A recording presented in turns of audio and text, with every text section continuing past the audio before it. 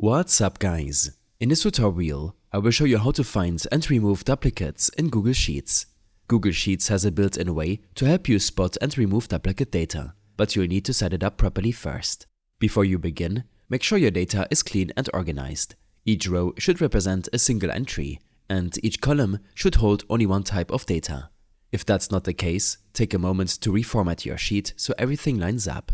If you find duplicates in the single column, start by selecting the column where you suspect duplicates exist. At the top, click on Format, and then choose Conditional Formatting. On the right, a sidebar will appear. Under Format Rules, select Custom Formula from the drop-down.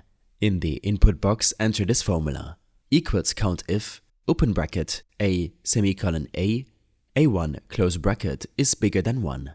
This formula checks if the value in cell A1 appears more than once in column A. If it does, it gets highlighted.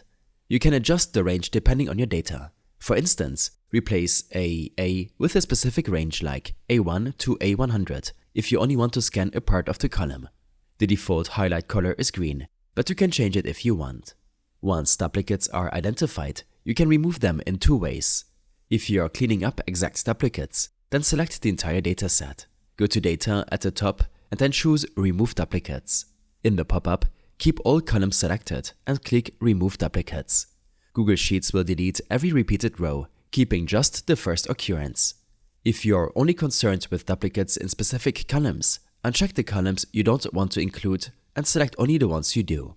Google Sheets will then scan based on those columns alone, again keeping the first entry and removing the rest. I hope this helped you out. Leave a comment if you have any questions and see you in the next one.